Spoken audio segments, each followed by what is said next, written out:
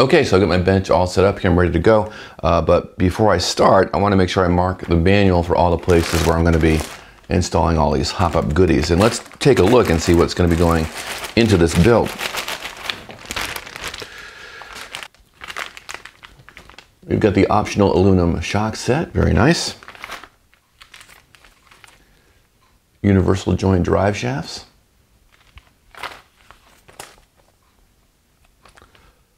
Low friction step screws, getting extra nerdy with those.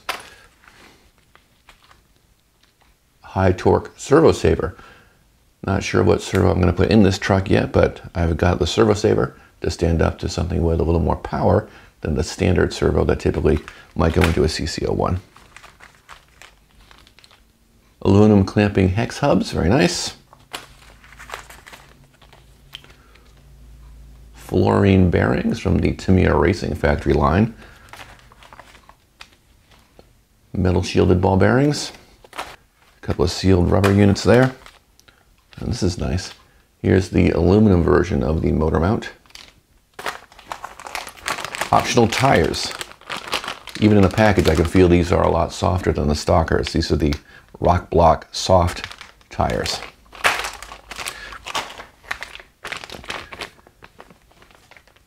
Metal plated A parts, very nice.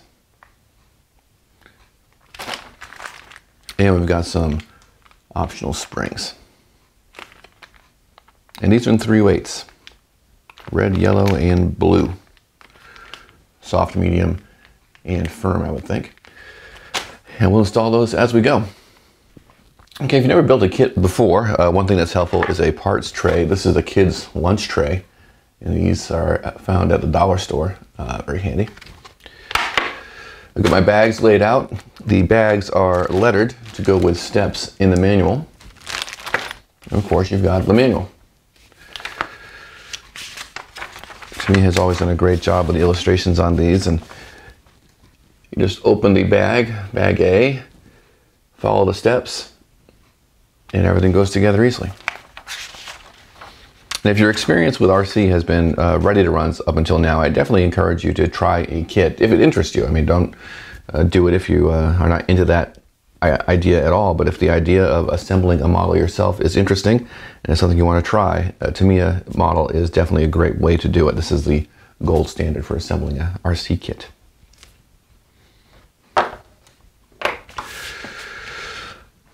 All right, so we'll start things off with the motor, and we have to remove this rubber tube that goes on the end.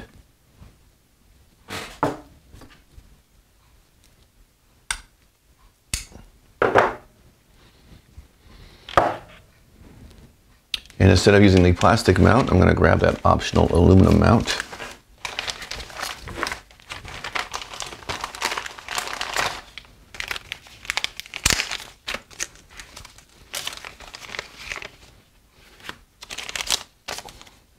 This has its own instruction sheet,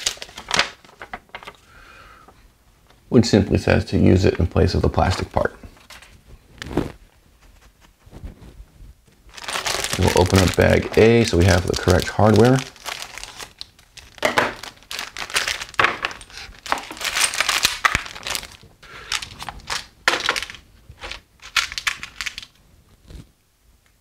And this is a little heat shield that goes on the front of the motor, which I could probably leave off since I have the aluminum motor mount, but it doesn't hurt to have it on there.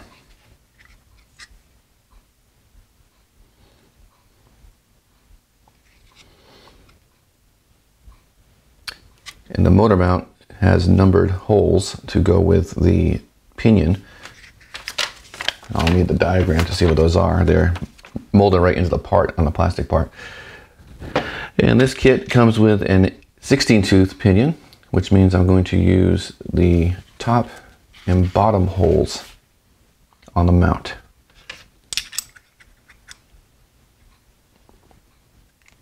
And the manual shows a 3x6 screw.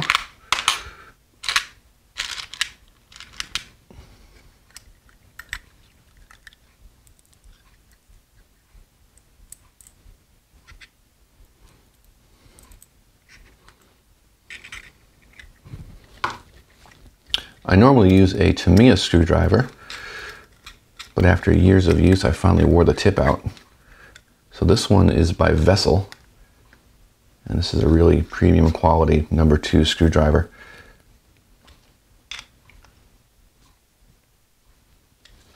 I still keep the Tamiya one handy though, because it's got a narrower shank, and sometimes you have to put the shank into a hole or something to get to the screw, and the narrower shaft is a better fit. But this is a super screwdriver. This lasted me over a decade of steady use, so definitely worth the like $8 it costs for a genuine Tamiya screwdriver. These are great. Right, so there's our installed motor mount, and there is a plastic part that actually sets the depth of the pinion. You can see this guy here. That will let you properly space the pinion away from the motor. So let's find that part.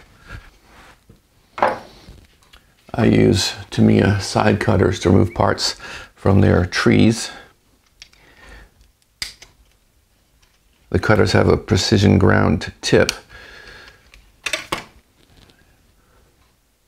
You can see that, but there's no gap there, or no beveled edge like you would have on diagonal cutters. So when you cut a part off, it doesn't leave any waste behind. Not that it would matter for this little part, but for the parts you're going to see on the truck, it's definitely nice to have that tool. And I already goofed up because I had to set the pinion before putting the motor mount on, so let's undo that. And we need the set screw for the pinion.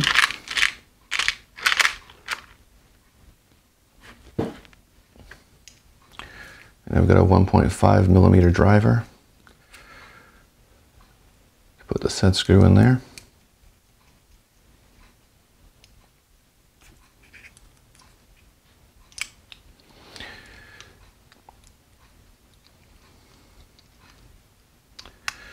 So we push the pinion up until it's flush with the top of that guide sleeve. And now our pinion is properly installed.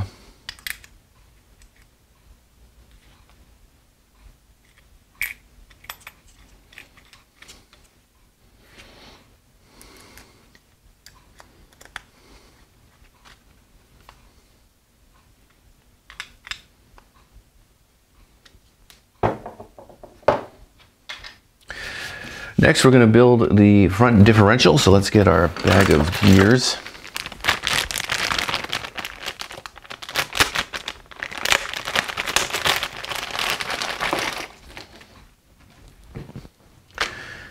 And we've got a tube of grease.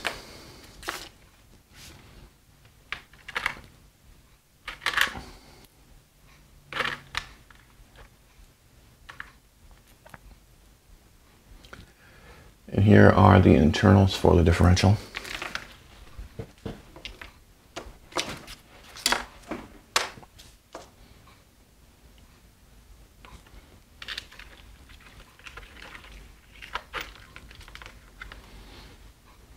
And we've got a couple of thin washers that will prevent the rotating metal parts inside the differential from rubbing up against the plastic. And I usually will put a little bit of grease on the gear itself just to help hold those washers in.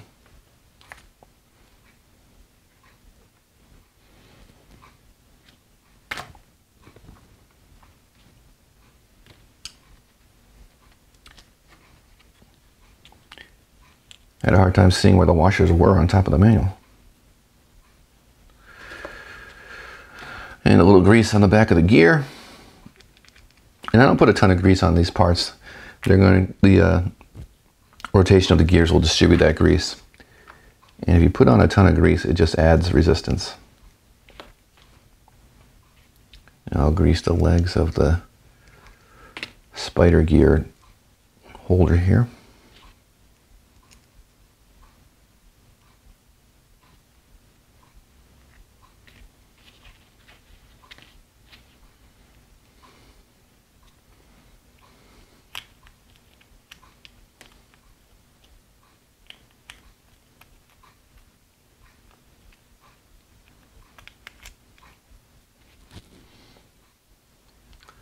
A little grease on top of each gear.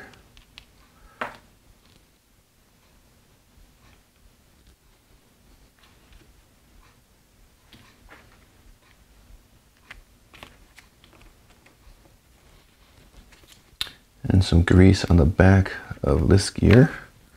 And another washer.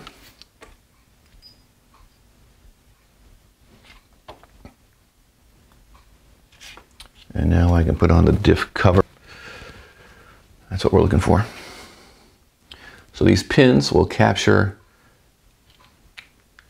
the part that holds the spider gears. And then we need 3 2.6 screws to keep this shut. And these are smaller screws that will take a number 1 screwdriver with a smaller tip.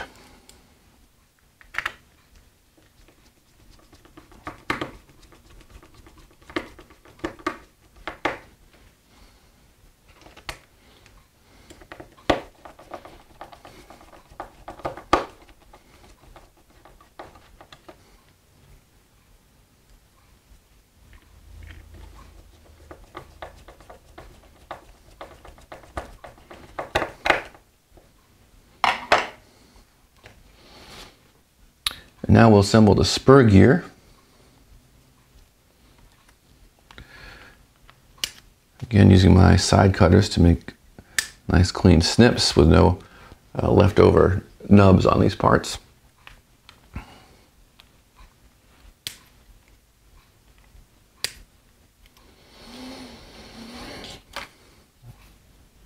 And this step calls for some bushings, which we're going to replace with bearings. So let's find those bearings among all the accessories.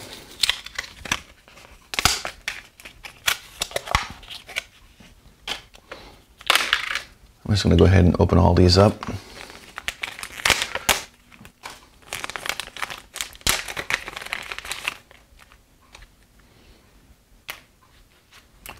A nice foil TRF decal. Save that for later.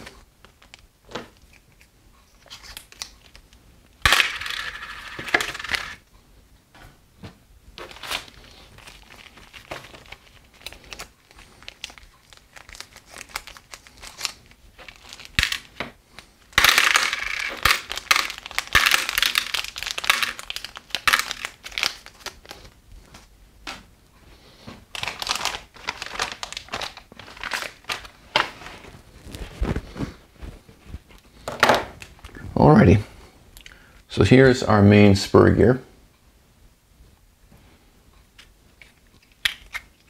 We've got this piece that goes on the front of it.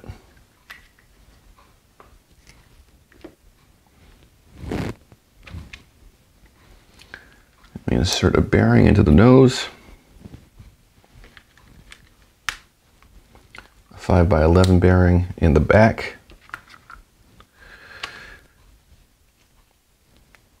We've got this shaft that will pass through.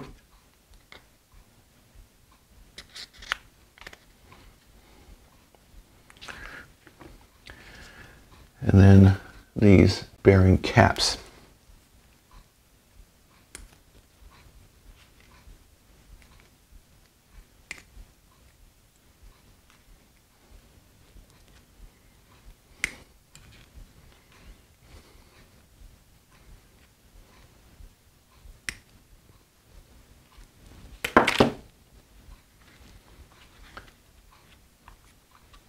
The open-ended G1 goes on the front, and the capped G2 goes on the back. Next we have this gear, and this one gets 2 11x5mm bearings.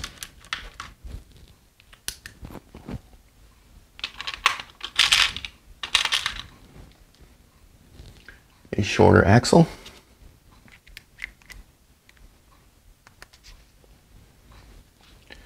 And 2 of the G2 caps.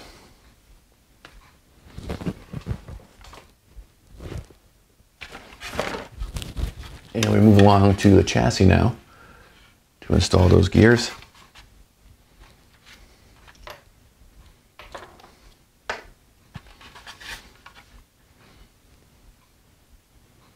So the first thing we need to do is drop the differential inside the chassis along with a pair of bearings.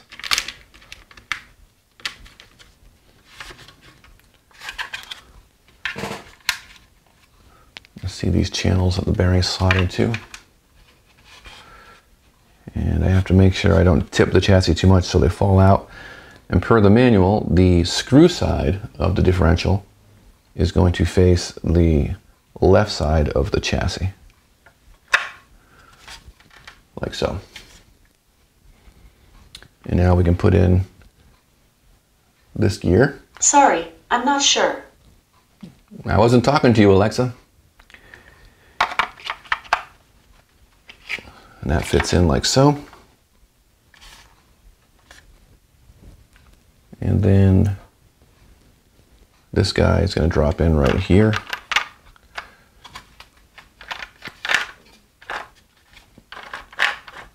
And there's our transmission. Of course, we want to grease these gears, and like I said before, I don't go crazy. I'll put grease in a few spots, 12 o'clock, 3 o'clock, 6 o'clock, 9 o'clock, and just let the motion of the gears distribute that grease. And I've got that chrome parts tree that includes the gear cover. So let's get this opened up.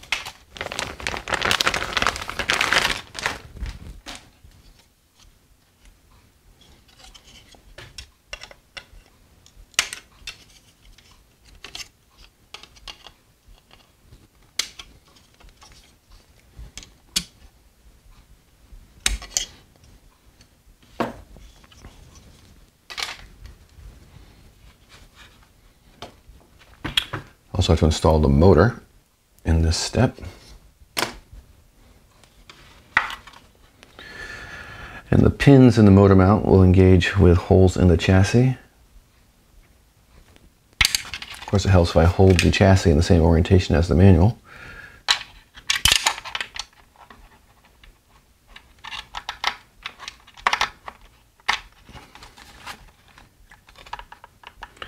And the mesh sets itself automatically, and it's just perfect.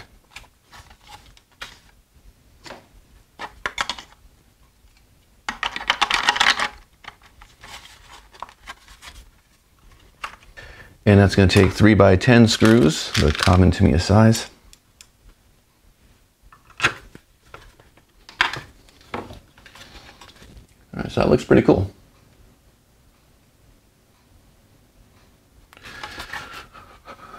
Moving along, now we need this gear. We're on step 5 in the manual.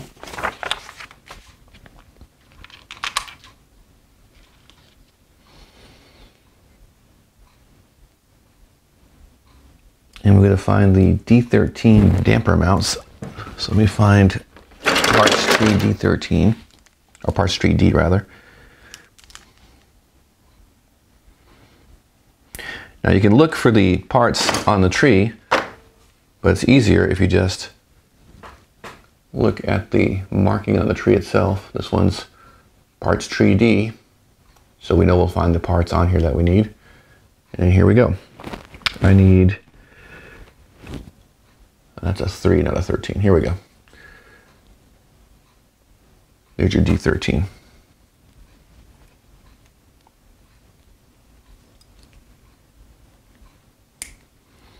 And there's only one of those on here, which means there are 2 of these parts trees.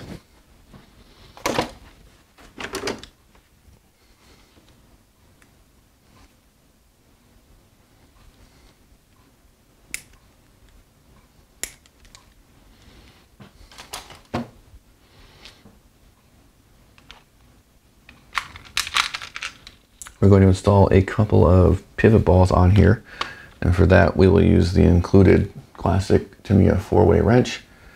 This has the proper opening for the 5mm pivot ball.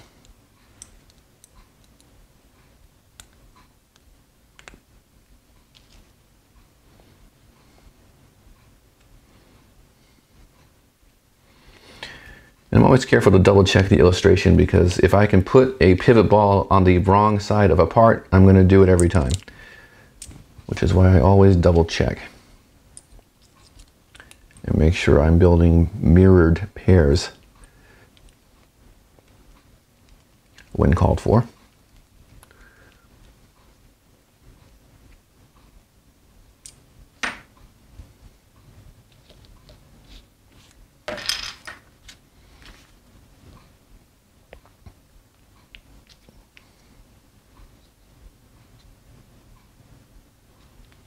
And this part calls for an E-clip, but it doesn't hold the shaft in the gear. So I can install it while it's out of the gear.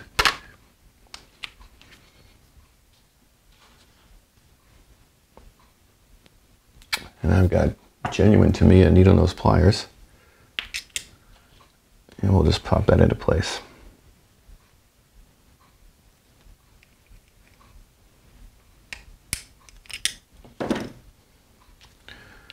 And this slots into the gear.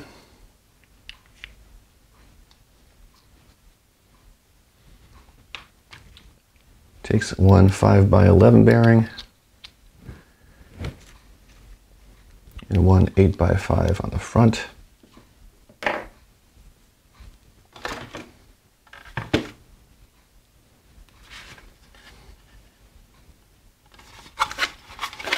This goes under the chassis. Get some grease on here.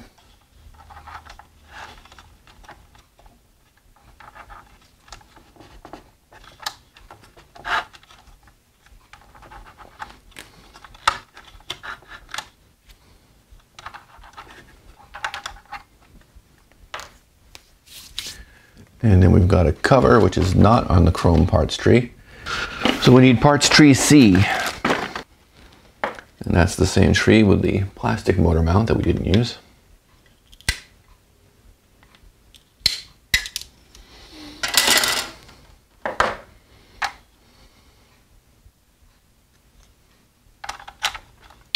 And a couple more 3x10s will button this up.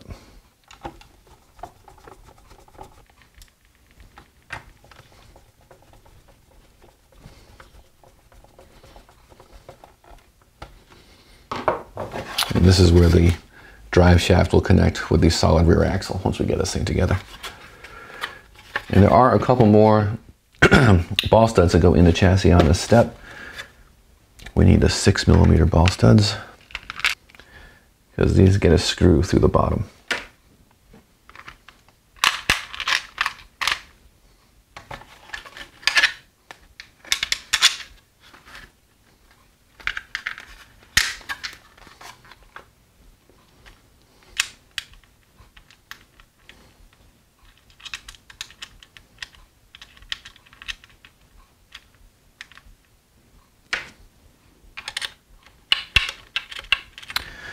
And the driver gets in the way, so I'm going to use a nut driver instead.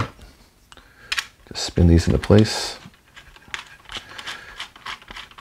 Of course, I could just hold the ball stud in place with the tool, the 4-way wrench, and then use a screwdriver from the other side. But I'm doing it this way.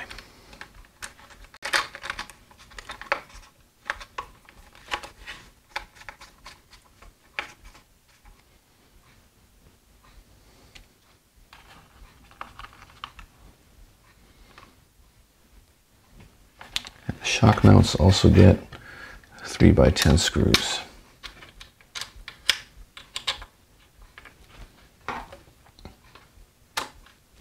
One thing you'll note too with Tamiya models is some of the parts are on trees of very flexible soft plastic, others are on harder plastic. And if you're installing screws in these softer plastic parts, always be careful not to over tighten them because they'll strip more easily.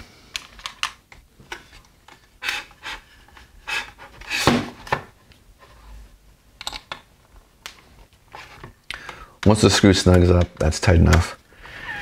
Anything tighter doesn't really make it a stronger hold, but it does increase the likelihood that you're going to strip that screw out. All right, now we can install the drive shaft.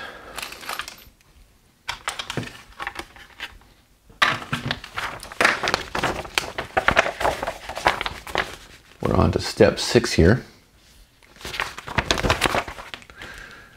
It gives this nice metal shaft. It's got a bit of telescoping action built into it to accommodate suspension movement, but this is really a rugged part. This could, go in an 8-scale buggy.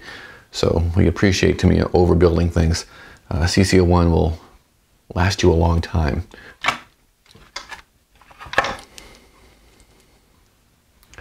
So this gets a large set screw 5mm, or a grub screw as they call it.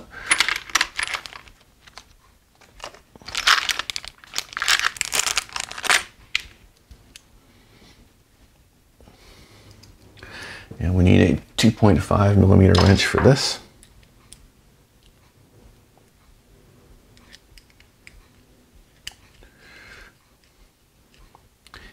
And this is one that we should probably Loctite. So let's see if I've got some Loctite handy.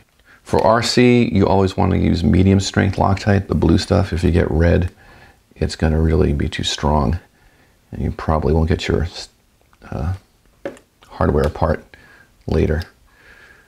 So I'm just going to get this started. I want to get it started enough that it will grab the flat so I can rotate this shaft upright.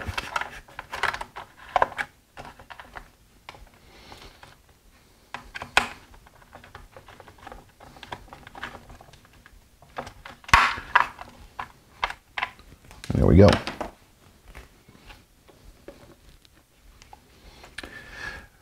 Manual doesn't call for Loctite, but better to play it safe.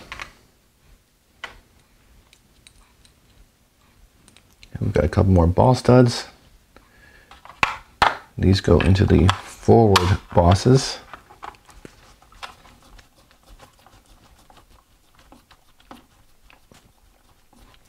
If you don't currently have a set of nut drivers, I highly recommend them. Definitely speeds along the wrenching process. You can do it all with the included 4-way wrench, but it's just not as comfortable or as quick and convenient as having nut drivers. And now I need, let's see, the D3 mounts. And those will take the 5mm ball studs. So let's find those. Here are my D part streets from before. And this is the part I almost snipped off mistakenly as D13 instead of D3. And again, there's one per tree. That's why there's 2 trees. And this is one of these softer plastic trees, so we'll be careful not to over tighten these ball studs.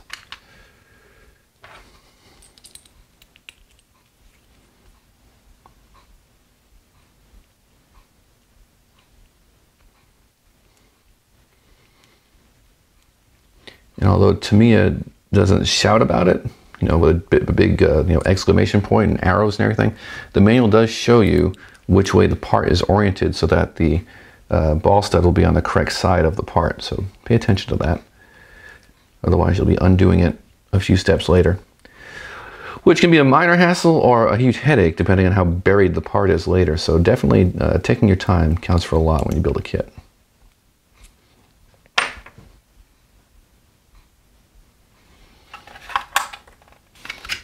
And you can see there's 2 locations for these studs I installed, as well as 2 locations for this mount I'm about to put in.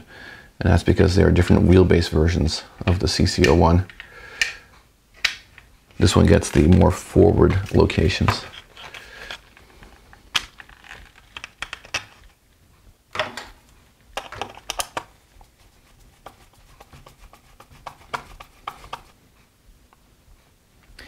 And it looks like we're ready to move on to the steering system. This is what we're about to get into. And at this point, the manual does say to reach for bag B, which I've already opened up, so we'll just start digging in. And to do that, I'm going to use a tool from A-Main. There's a few brands that have these now, but this tool is designed to hold shafts and threaded rods and that sort of thing. It makes building a lot easier. So along with nut drivers, a tool like this is very helpful.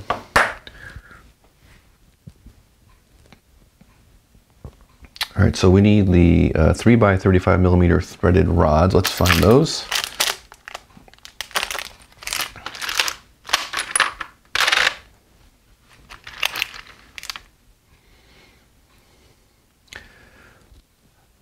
And we need the D2 rod ends and the B6 and B9 plastic parts. There we go.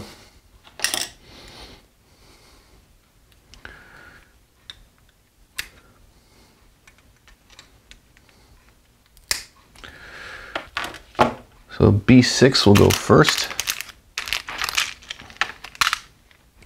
And this gets a 5mm ball end.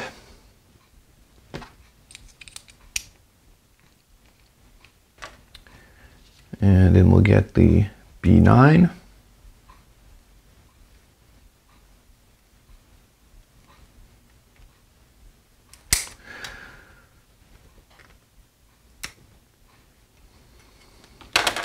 Of course, it's very easy for a 9 to look like a 6 if you're holding the tree upside down, so pay attention.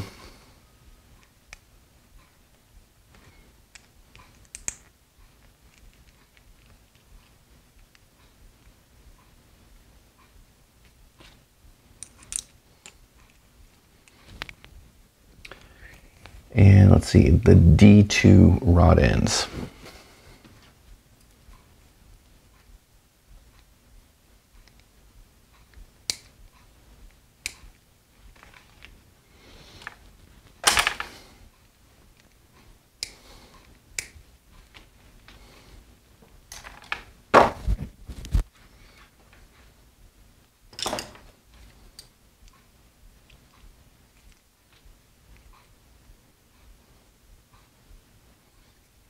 Now, per the manual, there should be 16mm of gap between these two rod ends.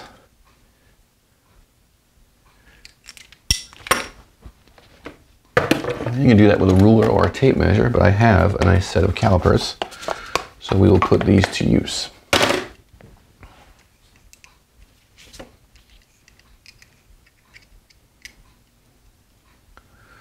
So right now these are 17mm apart, so I'm a little off. And these turn very easily, so I can just do this by hand. 16.6.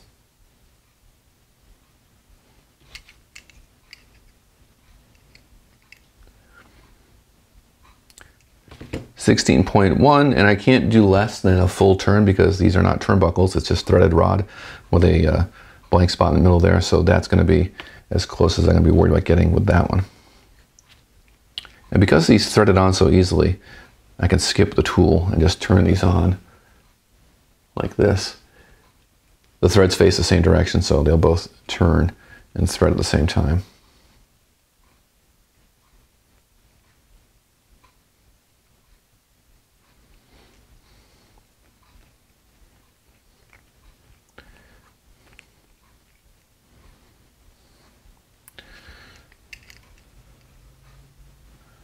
.7, a little far apart.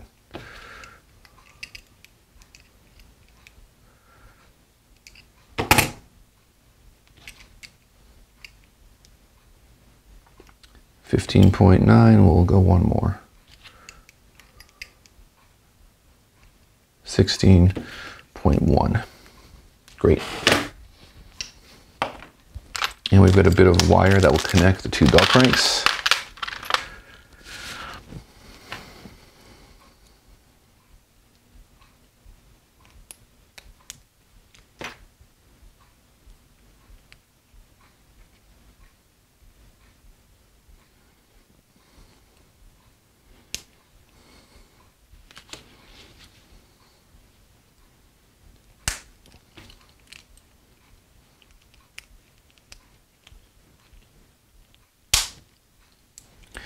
Tamiya shows pliers snapping the ball ends on, but the plastic is soft enough that you can do it with your fingers. And there's our assembled steering bell cranks and tie rods. Now we've got the lower skid plate and the suspension arms going together.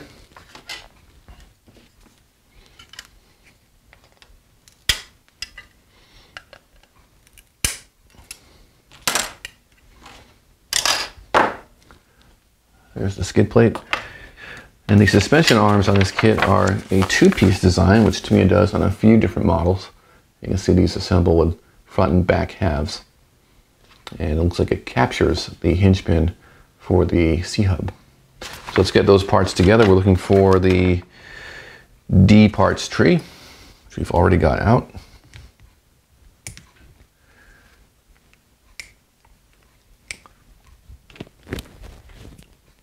The suspension arms are not lefts and rights. Both use D10 and D11.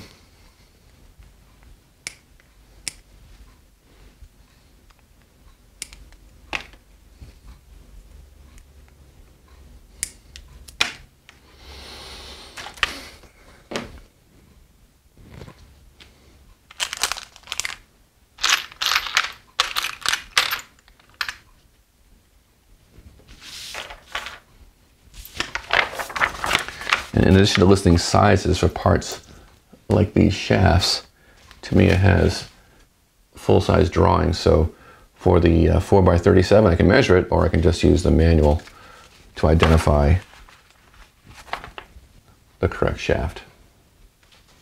Because there is a 22mm shaft that I will also need.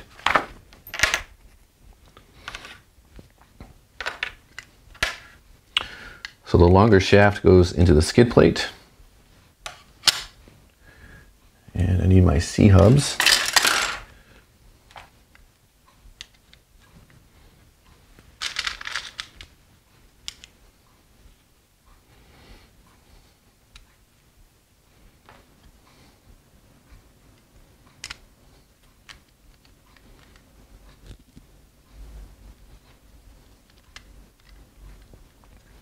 There. And now we need a couple of screws to hold that together, more 3x10s.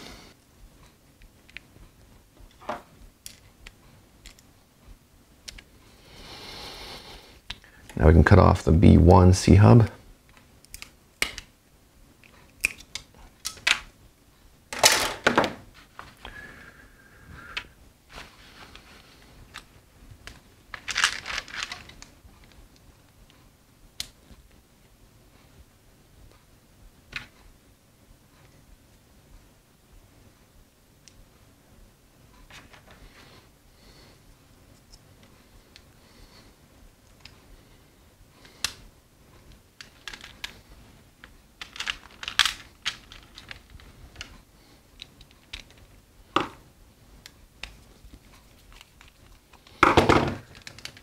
And there's our front suspension on the skid plate.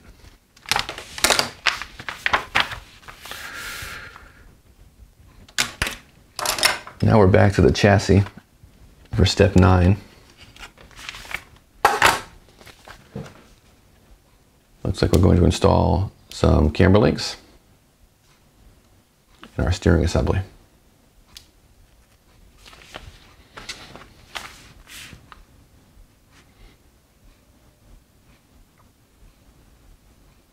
First, the camber links. Let's do those first. That's D1. So back to our D parts tree.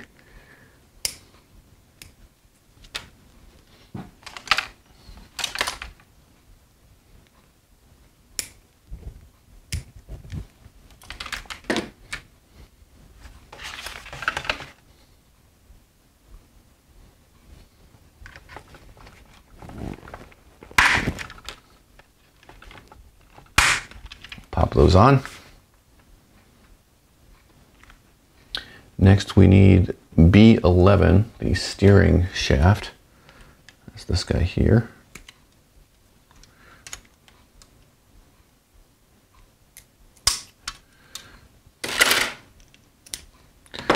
And this will get a 5mm ball stud.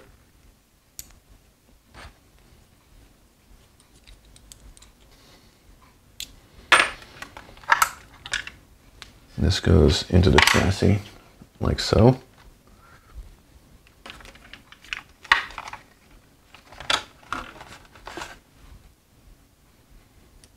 And the bell crank has flats to correctly orient it on the part. Get my tie rods out of the way here. And I need a 3x10 screw on the shaft side.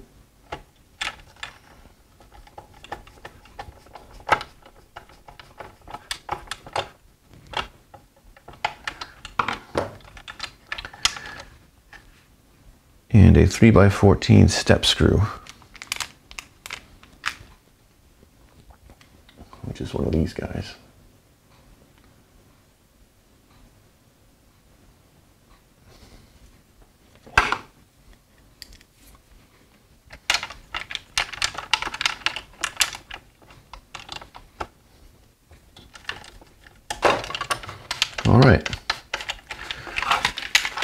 So our bell cranks are in.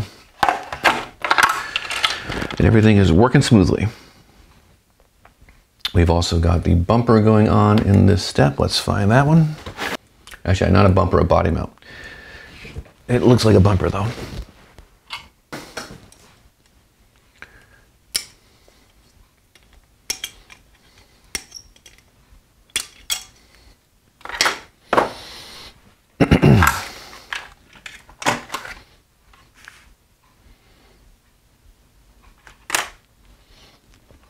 And as I recall, the body mounts were floating around in their own little bag.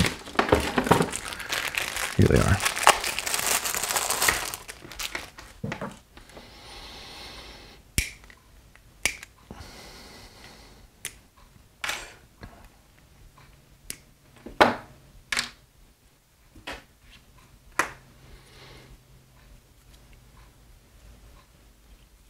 And these go in the more forward positions on the bumper. You can see 2 holes there.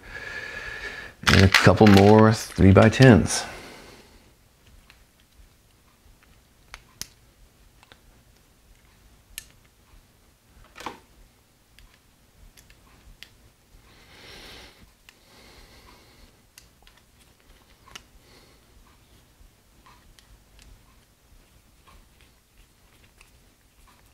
The body posts are tabbed, which prevents them from turning, and also lets you set them up so the body pins go in crosswise, or the body pins can be installed so they line up with the chassis center line.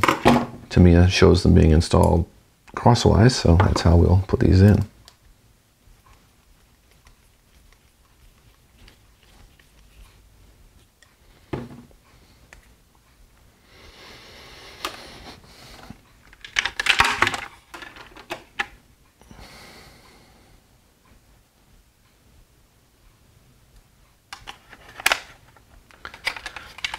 Just go on top of the fender wells, and these call for 3x12 screws, so the slightly longer screw. And these get a black finish, so they're a little easier to identify.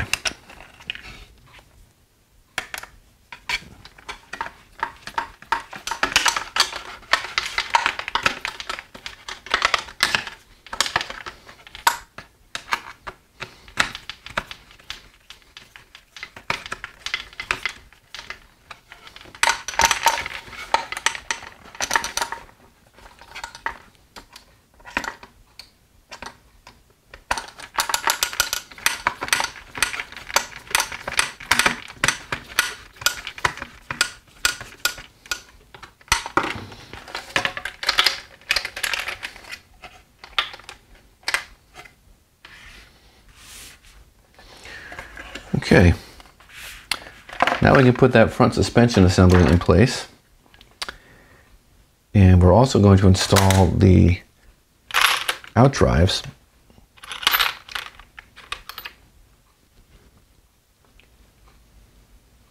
These are splined, and these are going to fit together inside the differential. And we'll grease those splines so they slide together more easily and don't chirp or chatter.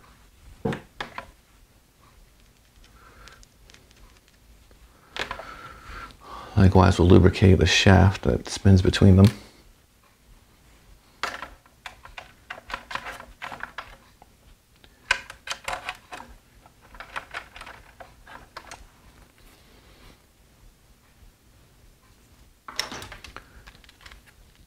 Now our skid plate lowers into place.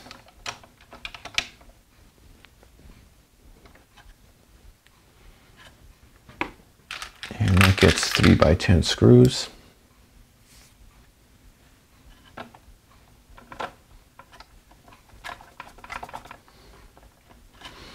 So what we're doing is we're taking these camber links. Here's your camber link. And we're going to line that up with this hole in the C-hub. So this is a little fidgety because you have to hold the washer in place, line up the camber link, and then get the shoulder screw to pass through everything. I think the easier way to do it is I'm going to put the screw in first, then the washer over it, and then I can line up the threaded end. And there's plenty of clearance for the screwdriver, so this step is pretty easy.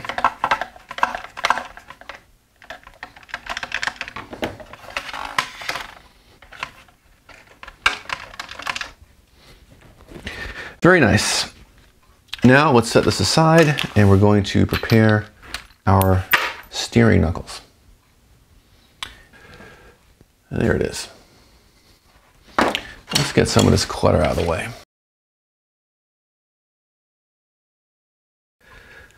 So when Tamiya says left and right, what they're indicating is that you are assembling these as lefts and rights.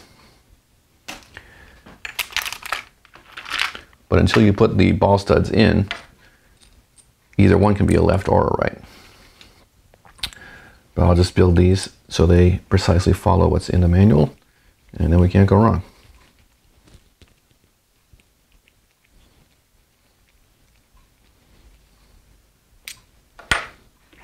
And this step calls for a metal bushing to be installed on the axle. We've got bearings, but it's nice that they give you metal bushings for these parts. This is a, I don't use the brand name Oilite, but this would be an oil impregnated bronze bushing. We call these bushings, they're actually bearings, but when we say bearings, we tend to think of ball bearings, and that's why we usually use the term bushing instead of bearing. But we've got these nice fluorine bearings, and we'll install these instead. And of course, any place where the manual calls for grease on a bushing, if you're installing a bearing, you can skip the grease. It's just going to attract dirt.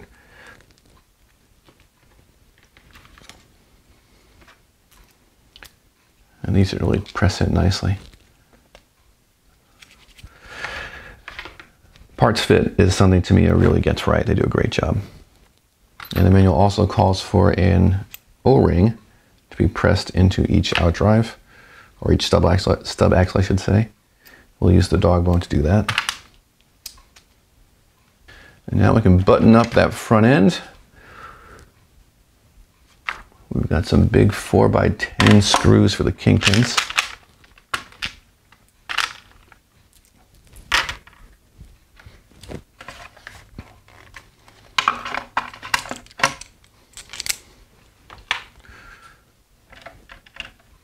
So we'll slide the dog bone through the C-hub into the outdrive. Then the steering knuckle goes into place.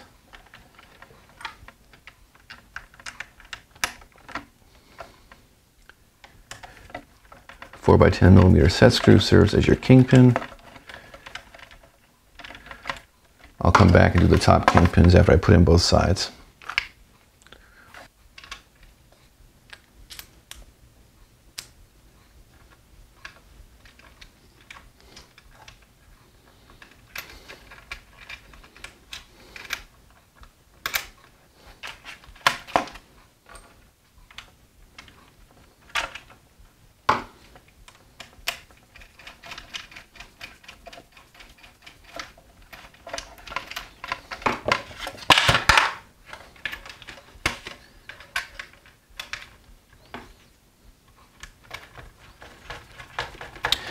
I thought that fender well would get in the way, but there is plenty of room for the screwdriver.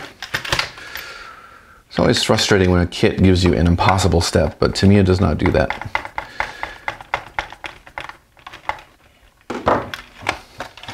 Now we can snap on our tie rods.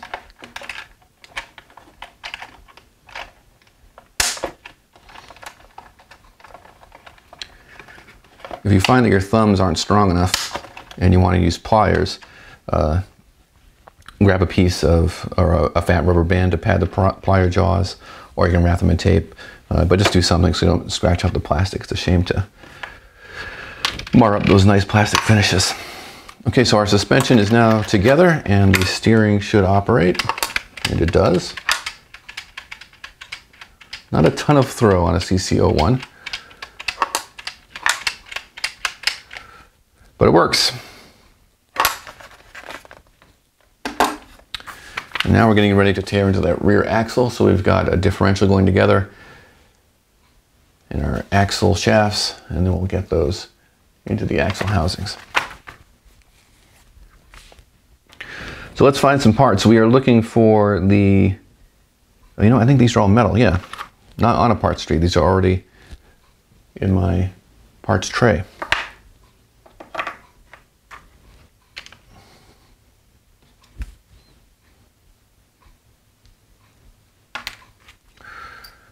Got another shim that goes in there.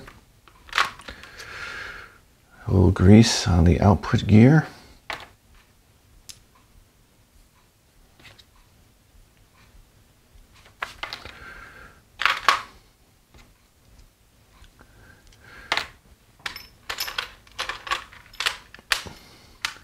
Tamiya calls this a star shaft.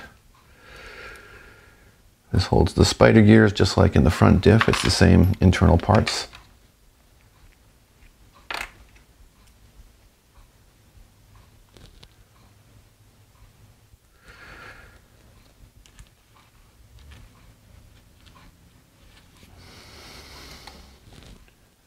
You can see that there.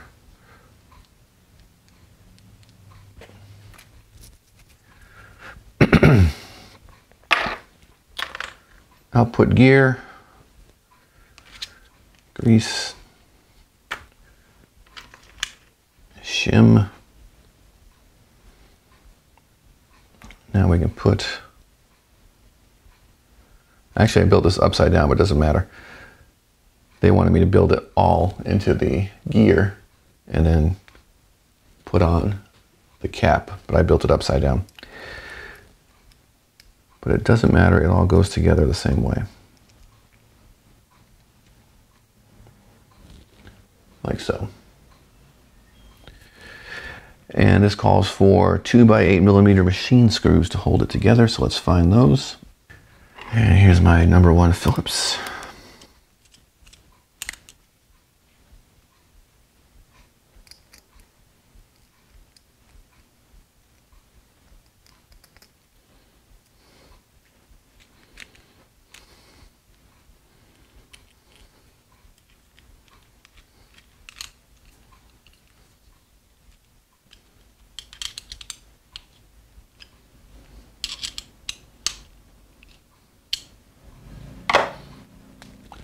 Very nice.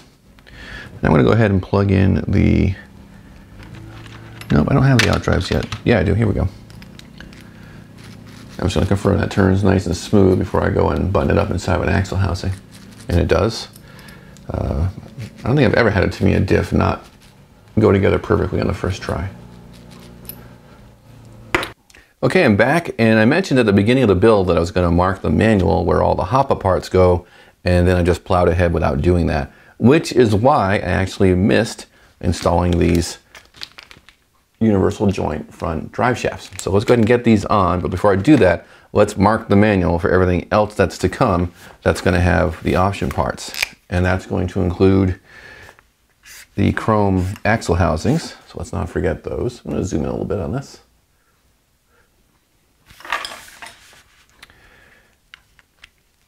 And what else do we gotta have?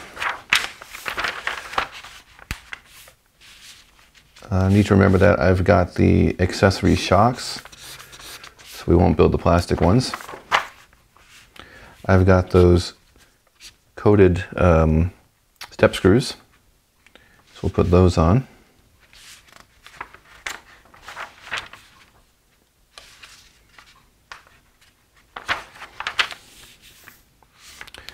I've got the softer tires, the high torque Servo Saver.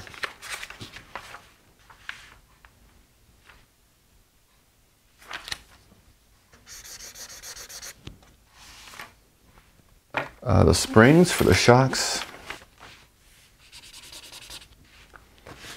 I've got the aluminum hubs, so we don't need the plastic ones. Cool. So before we get to the next step, let's undo the last step and take out the dog bones.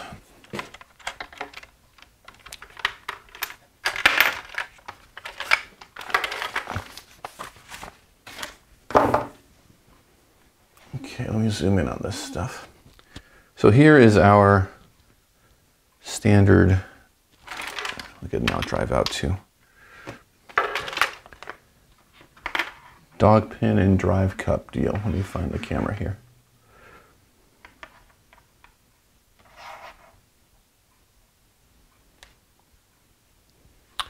So that's what you typically find.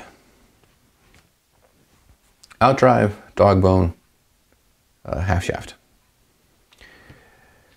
And as you can see, the dog bone has a ball, so it keeps it centered in that cup, and it's got these pins that actually transfer the power.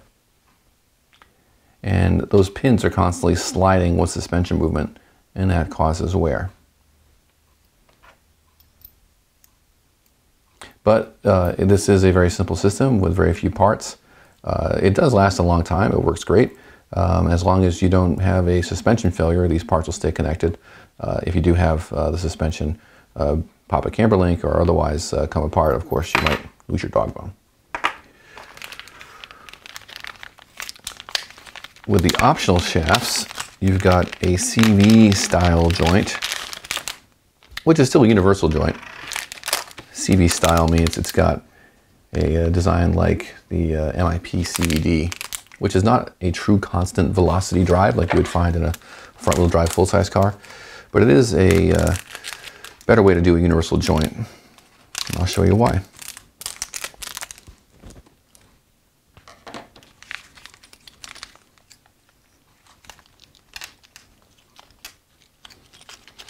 If you haven't noticed, I'm using a magnetic mat. These are really handy. Keeps your hardware from rolling around.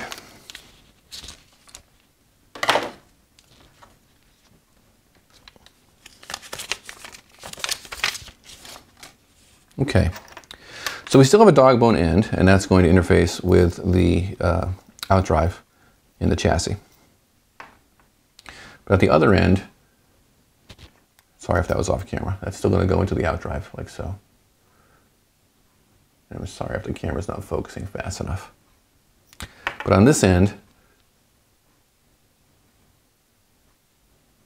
you've got this barrel shape. And instead of the slot, we've got a universal joint that is captured by this bell-shaped housing. And Tamiya supplies their sticky anti-wear grease to keep everything operating smoothly.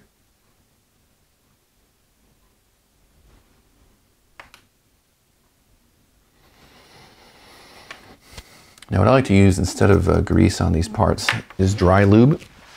Crytek is an RC brand. This is from Walmart. This is a Teflon-based dry lubricant. Now it is a liquid, but the idea is that the liquid evaporates, leaving behind a paraffin and Teflon dry coating, which is why you want to shake it up to make sure all those, the Teflon and the paraffin is fully suspended in the carrier liquid.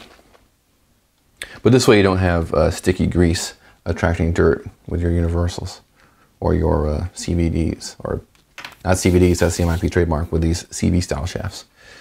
And to assemble these, this little barrel guy,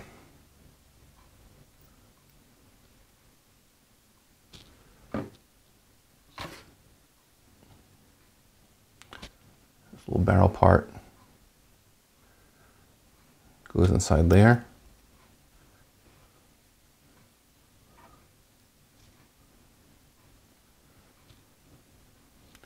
This pin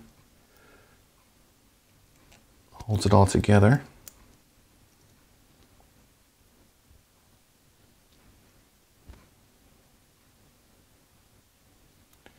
And to secure it, there is a set screw.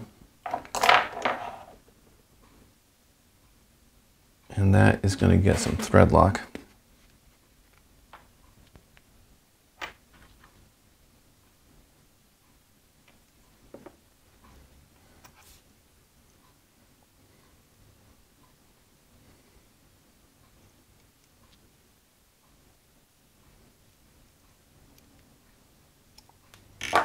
There. And this is just a more efficient type of shaft. and that eliminates that sliding wear that you would have with a dog bone. And the shaft is one piece. So if you do have the suspension come apart, this will stay with the car. Now we can reassemble our front end here.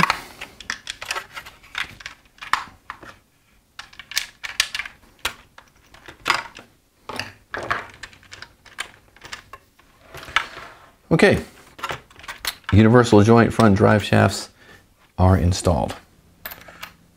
So the last step we completed was assembling the rear differential. And to me, it does include extra parts so you can lock the rear axle, which I left out when I have regular differential capability. But if you do want to lock it, the parts are included. So you've got these pieces, and these just go over the output gears to effectively make that differential unit just a solid piece. So you always have both rear wheels being driven equally. Okay, so now we're going to assemble the axle shafts. And we need to put some E-clips on there.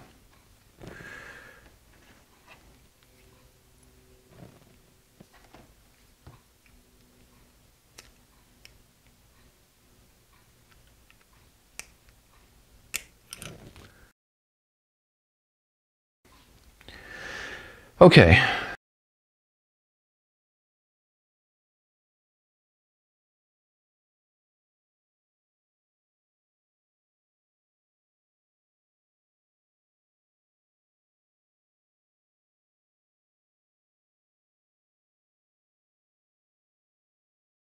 Okay, we're going to put 5x11 bearings on here.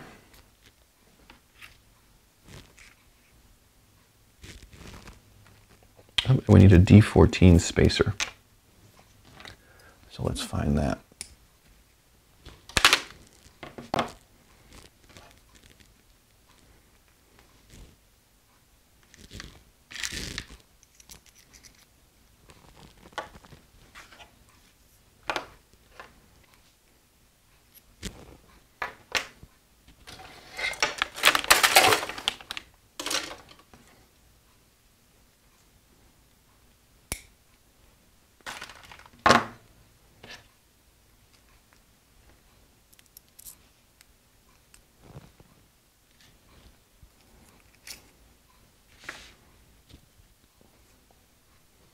All right, so there's our shafts.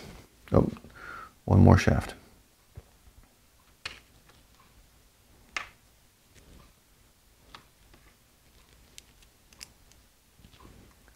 Can't forget this little guy. And that takes a little 8x5 bearing.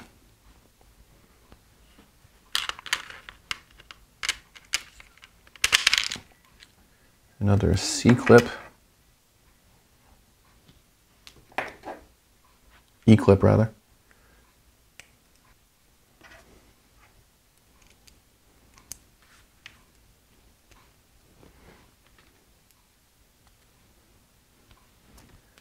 And there's that. Okay, I have highlighted my axle housing so I don't forget to get these nice chrome ones. So here's our differential.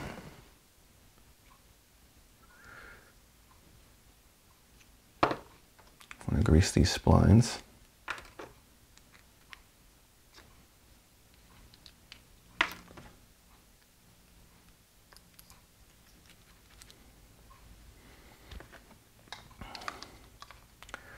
And we've got to line up the bearings with the recesses in the axle housing.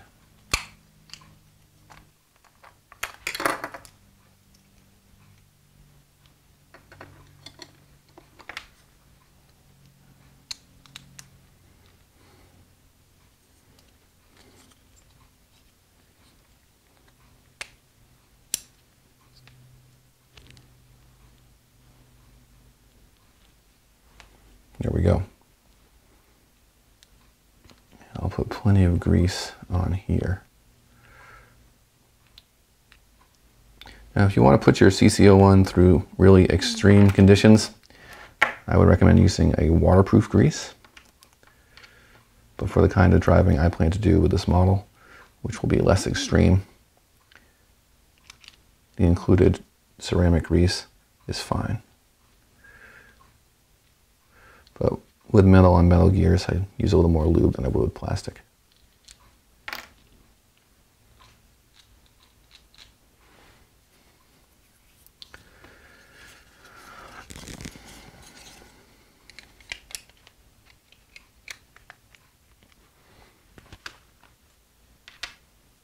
And we need 8 10mm screws.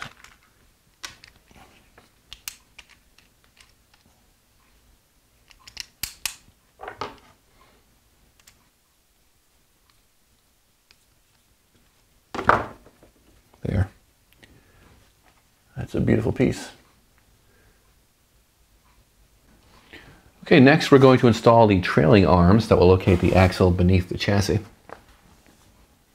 And as you can see, the manual shows you these two nubs. And that will tell you which way the axle should face, so you put the trailing arms on the correct side. And I'm just using a piece of paper here from one of the parts manuals to pop in the steel balls without marring up the plastic trailing arms.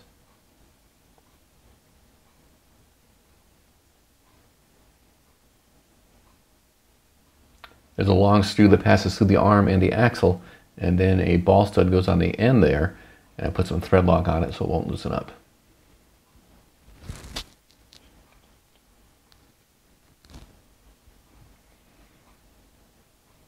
Next, we've got the universal joint to connect the axle to the drive shaft on the chassis.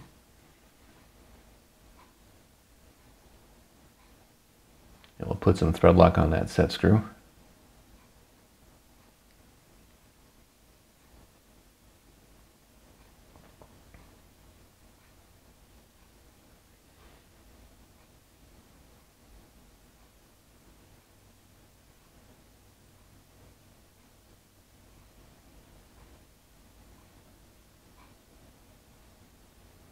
Now we've got the rear body mount.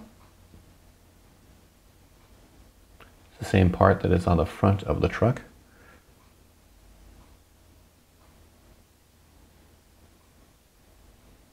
Two more body posts, also the same as on the front.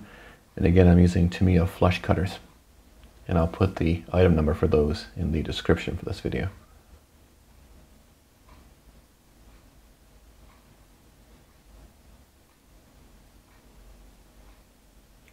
And the rear body posts get a pair of standoffs that will raise the posts up extra high to reach the top of the Land Rover body. And these get a pair of long 60mm screws that pass all the way through.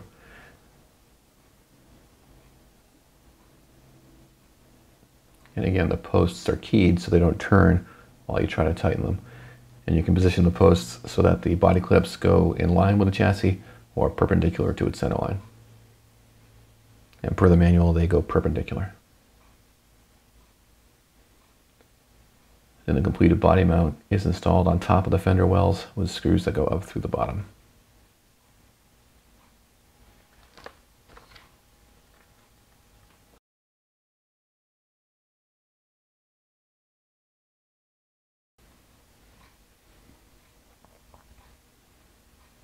Now we can install the rear axle and these triangulating links that will center it beneath the chassis. And these are on one of the more flexible parts trees. Definitely a hard-working part, so a little extra flexibility is going to extend the durability of the truck.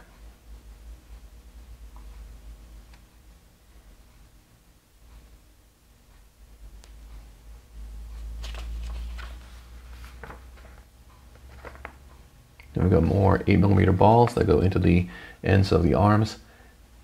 And because it's on the end of the arm, you can squeeze it in with a pair of needle nose pliers. I've got smooth jawed pliers here, so I wasn't worried about wrapping them. And you just pop those balls in.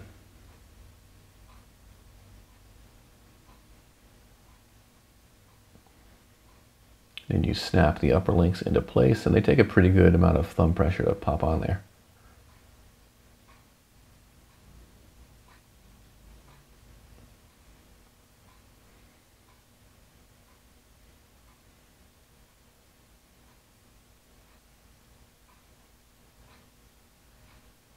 And we'll put the set screw into the universal joint shaft, into the universal joint before we install that on the shaft.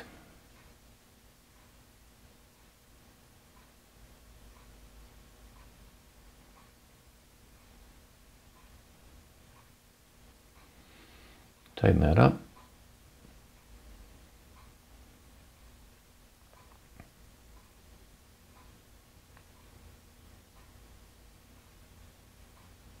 Now we pop the links onto the ball studs in the chassis. And again, it takes a pretty good squeeze to get those on there.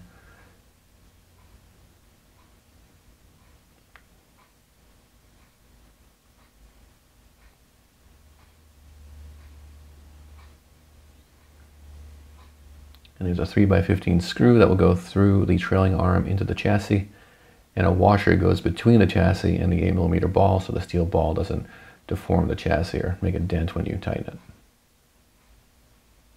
So you got to balance it on there. And position the arm.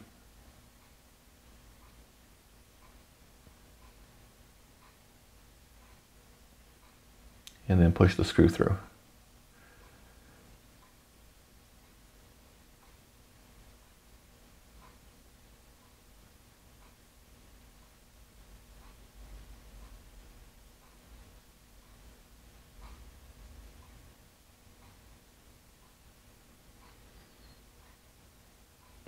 Get those both tightened up. Check the axle for free movement.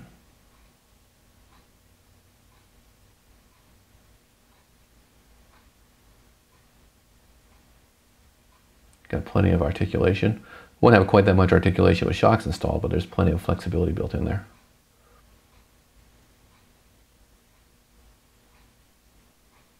And now that that's done, looks like we are ready to install these shocks. These are the CC-01 aluminum damper set. Tamiya's aluminum shocks are always extra nice. Plastic shocks that come with a truck are also fine. They're perfectly smooth, work great, but the aluminum shocks are going to be that much smoother and they're going to last longer. They're going to maintain that nice slick feel longer than the plastic ones will.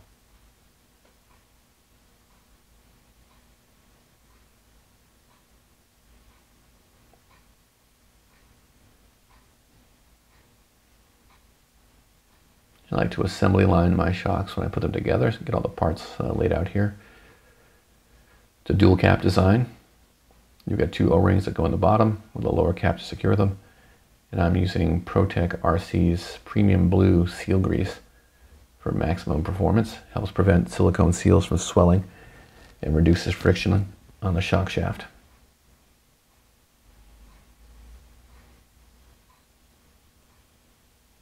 And that's the shaft guide that goes into the lower cap.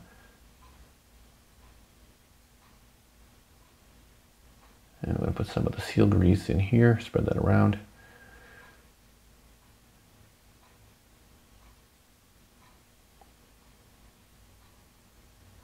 A little more on top of the O-ring.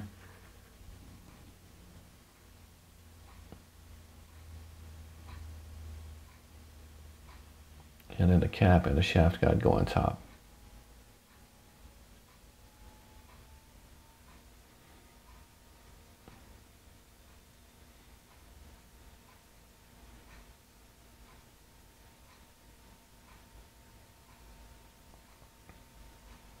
Do that 4 times. Now the bodies are ready for the pistons and shafts. So like most shocks, each shock gets a shaft with 2 E-clips on it to sandwich the pinion, to sandwich the piston into place.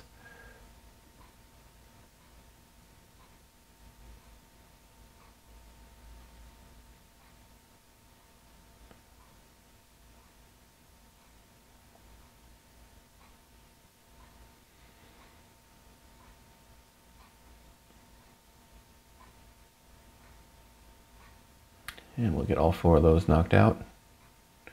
Needle nose pliers to pop the E-clips into place. And those are nice machine pistons, really slick Delrin. Or they might be pure nylon, but I think they're Delrin pistons.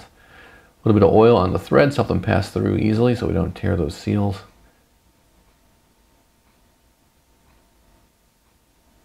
Put some grease on those threads.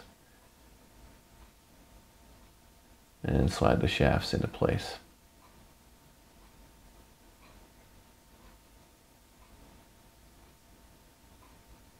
For the CC-01, the shocks get the longer rod end.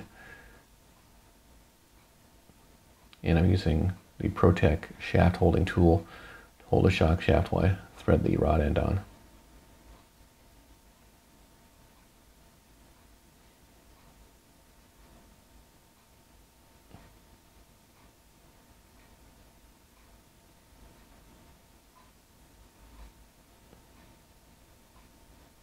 Using the supplied Tamiya damper oil to keep it all Tamiya. You can certainly substitute any brand of silicone fluid that you like.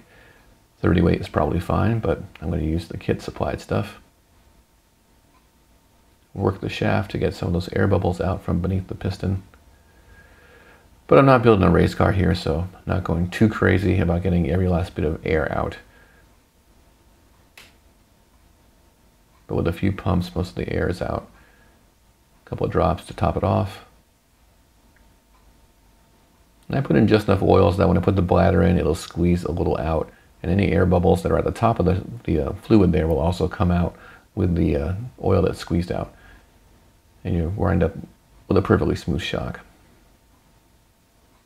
So we get that cap tightened on there. Let's get some rebound. On a race car, I'd make sure the rebound was the same for all 4 shocks, but for the CC-01, that's not required. And these are the optional springs.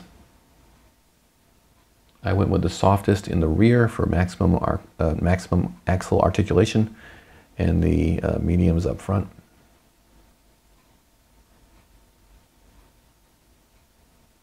Shocks pop onto balls in the chassis, and then they are attached to the lower arms with step screws, and I'm using the aftermarket, and I'm using the optional slick coated step screws there.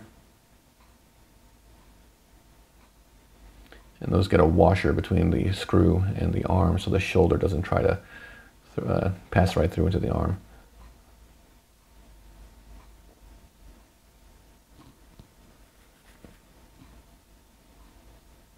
Suspension check, work nice and smooth.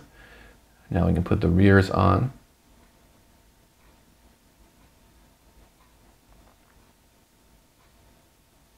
And once again, they're going to snap onto a pivot ball in the fender well.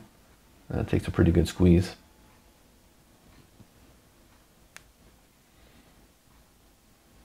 And a low friction step screw to attach the shock to the axle.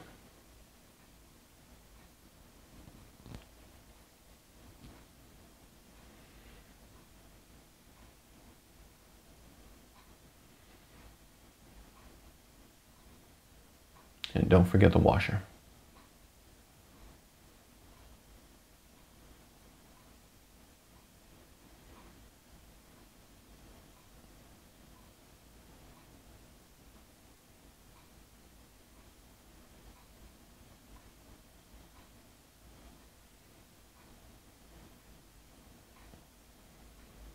Okay, the axle is now completely sprung.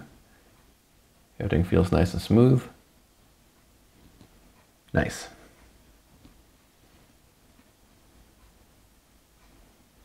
Those shocks look nice back there.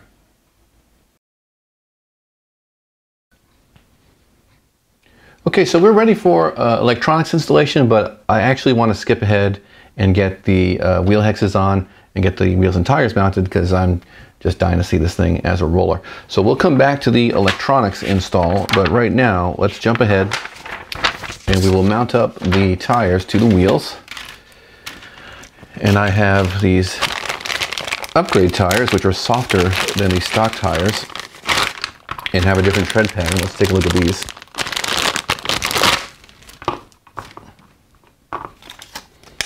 These are the Rock Block tires. Standard tire, realistic tread, not a licensed design. Very, very firm though. These have a really plasticky feel, and these will probably wear forever, but not going to provide a lot of grip on rocks and hard surfaces. But if you want to have some slide, these tires are great, and these should be able to go on the wheels without gluing and stay on just fine because they are very, very firm. But for something softer that's actually going to grip, if you're doing rock crawling type stuff, these are much softer. You really can't tell just by seeing me squeeze them, but trust me, the compound is much, much softer. And the tread pattern, still not a licensed design, but it's a little bit chunkier, less fine than the stock tire. And these come on some really great looking wheels. Snip these off.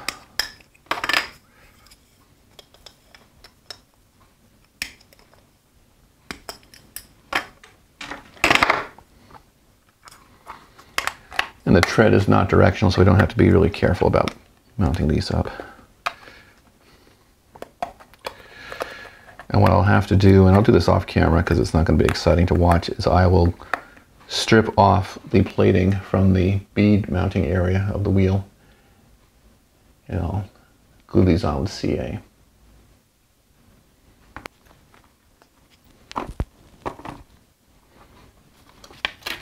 And I've got these nice clamping hex hubs.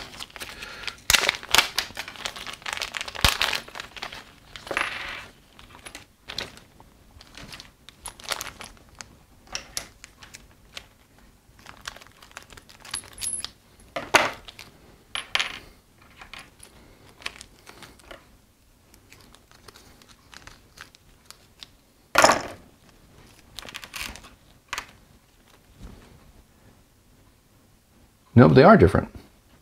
If you look at the manual, if that will focus, you can see that the projection on the back is a little different for front and rear.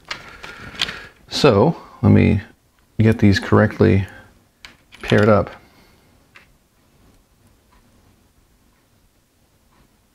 To make sure we get the fronts on the fronts and the rears on the rears.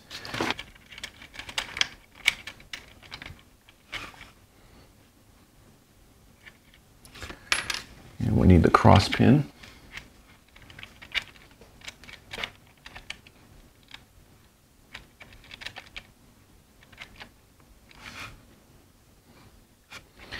And let me pre-thread the clamping screws.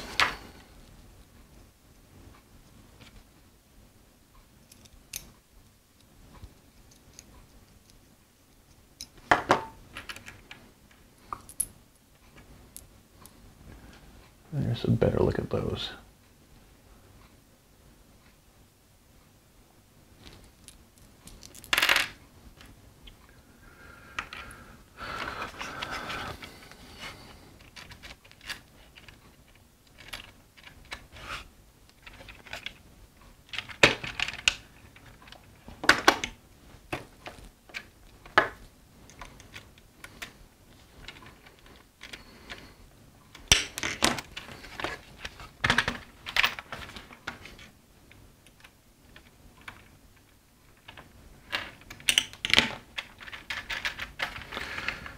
Okay, do the rears.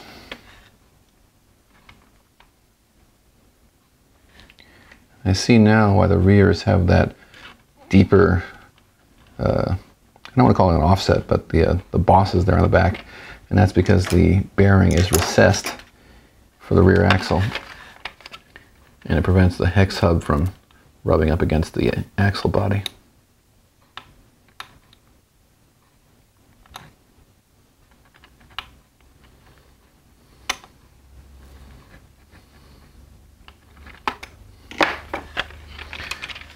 And I'm just gently snugging up these screws because they're very fine. I don't want to strip out the aluminum.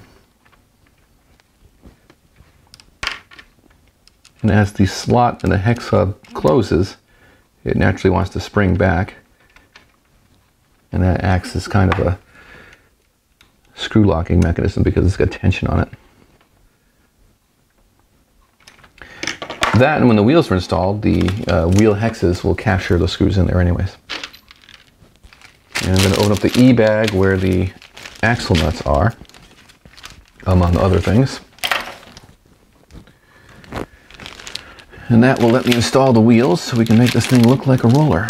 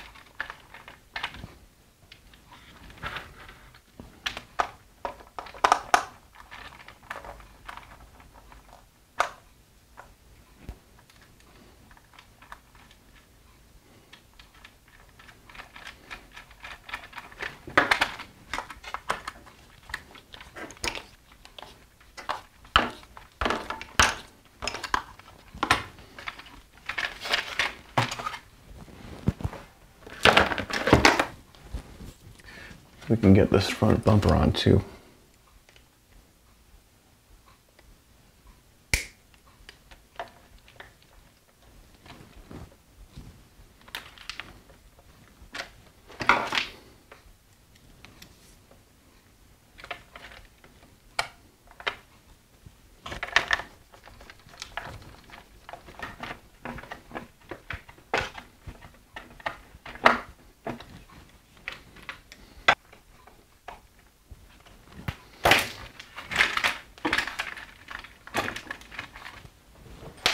And there is our CC-01. So next I'm going to clear off my bench, get rid of this debris so I can come back and do the electronics installation, and we'll get that body painted up. Okay, so I've cleared off my bench and I'm ready now to get into the electronics installation. Motor is already in. We did that as part of the kit build. It's like the first step. So now we're ready for everything else. And everything else is going to be the included Tamiya speed control. I'm going to use this EcoPower 110T servo. This is a, let's see, 280 ounce-inch servo on 6 volts, so plenty of power here. And I've got the optional high torque Servo Saver set, so we'll put this in instead of the standard kit parts. For a transmitter, I'm going to keep things super simple with this Tactic TTX 300. And of course that includes the Tactic receiver, which is antennaless, which is nice. Of course, it has an antenna, it's just internal. But that's the setup, so let's go ahead and get started.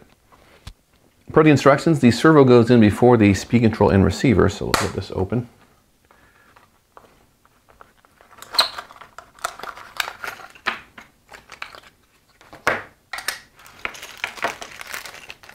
I don't need the factory horn, but let's see what that looks like. And you can see that, but this is a Metal Gear servo. And they give you some nice stout servo horns. So you can use that 200 ounce-inches, 280 ounce-inches of torque to good effect with a nice stout horn, but we don't need that for this installation. What we do need to do though is to power up the servo and make sure it is centered before we go ahead and install everything. So I have got a battery pack that I use just for that purpose. So we'll use this to power up the receiver.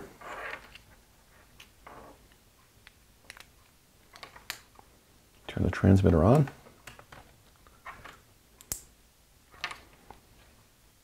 And now we'll plug in the servo.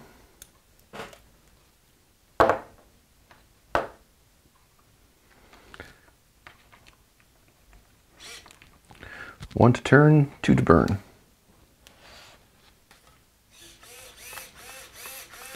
So the servo is working normally. I'll make sure that the steering trim is centered, which it is, and steering dual rate is turned all the way up. So we're ready to go. I can power this off and turn off the transmitter.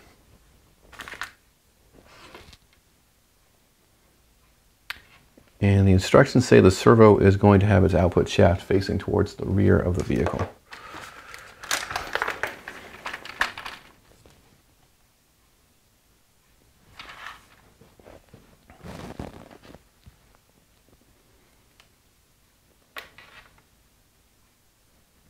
it looks like first we're going to install a bracket like so onto the servo. And we're going to do that with a 3x10 screw and a washer.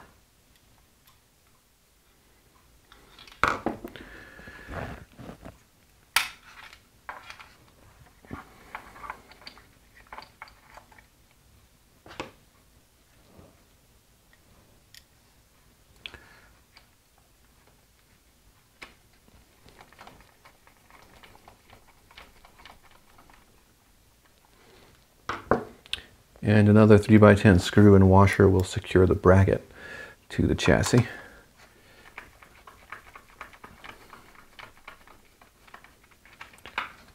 And you can see how that is slotted.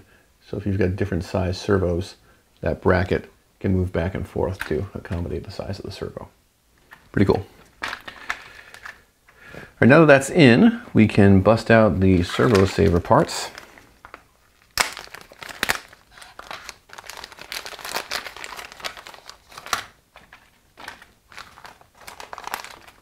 Now the manual shows a single arm on the Servo Saver, and the kit shows, the optional Servo Saver kit does not have that. I could probably use this one and just use the middle position. I'm going to see though if I can use the kit Servo Saver just for the top part of the Servo Saver. And looking at the back of the horns, you can see that's actually not going to work. This one's got a single post. This has got this kind of a T-shape for the leaf springs to butt up against. So no problem, we will use the optional servo horn with the ball stud in the middle position, but I will cut off the kit part to see which length is going to line up the best.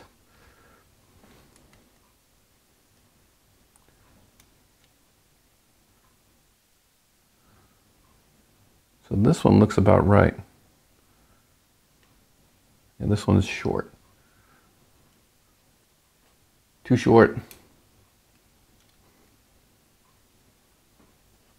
Just right. I'm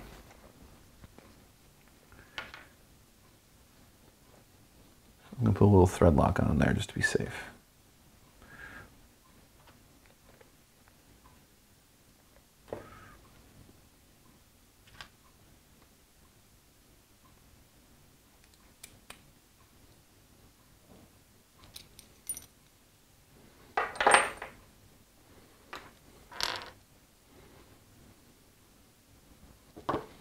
And the EcoPower servo, I believe, is 25 spline. Yep.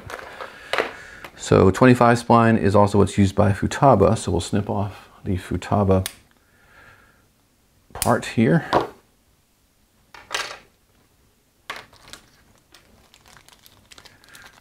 And we've got this stack of leaf springs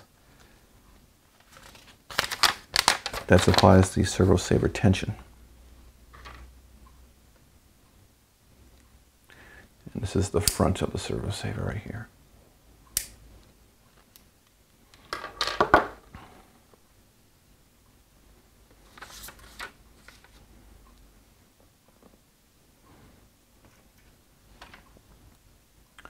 So the two gold springs, or brass colored springs, go first.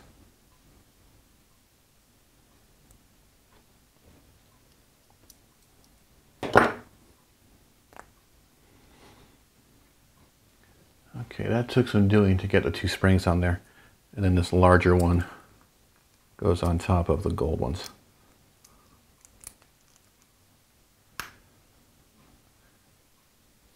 And that one's a little thinner, so it pops on more easily. So there's our completed Servo Saver. Get this cap that goes on the front. And we'll use the hardware that came with the servo to install the horn, or at least to confirm what thread we need, because this included screw is not going to reach all the way down. Oh, it makes it about, you know, 1 or 2 threads, which I don't really trust to hold everything together. So we'll get a longer screw, but at least I know what size it is. And this is a standard 3mm machine thread. The Tamiya supplied one will work. So Tamiya gives you a screw that's longer. But before we snap it in, we have to put the linkage onto the car so we can get the correct position on the splines. And I had assembled this off camera, so hope you'll forgive me for not showing you the excitement of putting together this linkage.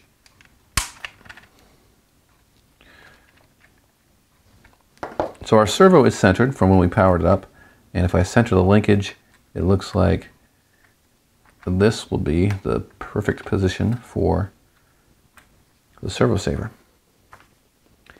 And that's about what the manual shows when they show the angle for the Servo Horn. So that all worked out. And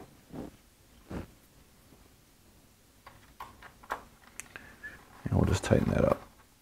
Next, we're going to put the tray on that will hold the receiver and the speed control. That's this guy.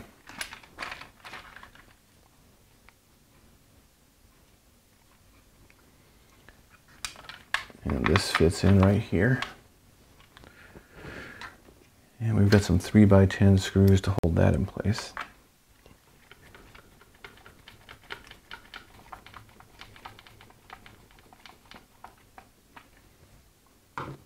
Now the switch is supposed to go here. So let's make sure that if I put the speed control all the way to the outside, yeah, I've got plenty of wire for that. And the receiver can go right there.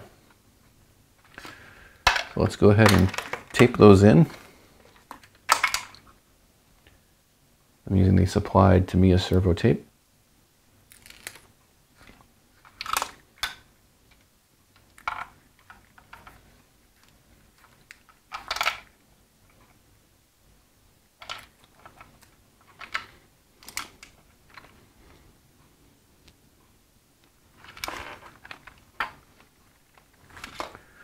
Stick that down. And another piece for the receiver.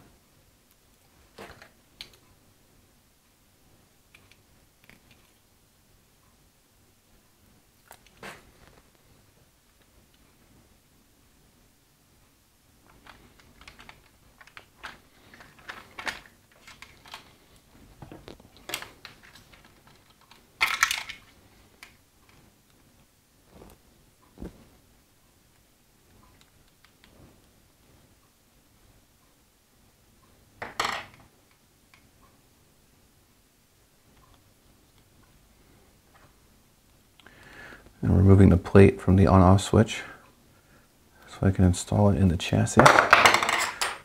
Dropping my screwdriver.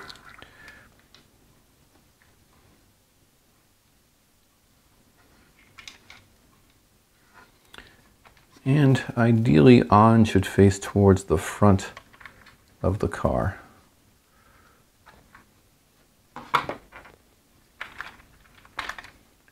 And I can reuse the supplied black hardware, but I've got this nice chrome hardware from the car kit, so I'll use that stuff.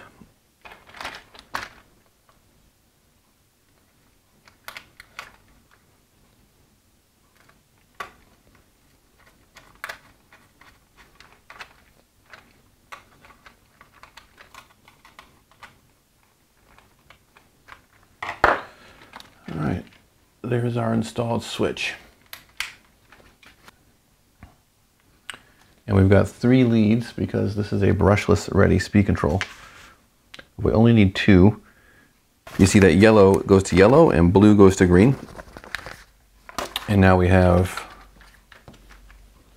forward, brake, and return to neutral, up again, and that's your reverse. So now that everything works, we can neaten up this wiring.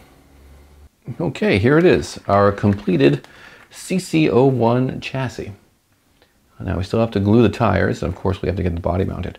But in terms of the rolling chassis, a completely functional radio control vehicle, minus the part that makes it look like a Land Rover, this is complete. And this was an easy build. We did this in one day on camera, took a couple of breaks for lunch and to have a snack, and no reason you can't knock this out, even if you have never done a kit before, in a few evenings, you know, taking your time. I've built plenty of kits before, but lots of fun, and this will be lots of fun to drive too. And I guess we'll set this aside and get to work on the body, which has a bunch of its own injection molded parts. And of course we have to paint it. For that I've got genuine Tamiya spray paints, as well as some brush paints that we need to complete the model as indicated on the box art. So we're going to dig into it and get this thing all detailed up and on the trail. But that should be a separate video, I think. This one will be plenty long by itself. So thanks for watching. Check out part 2, and we will see you out on the trail with the Tamiya Land Rover Defender 90.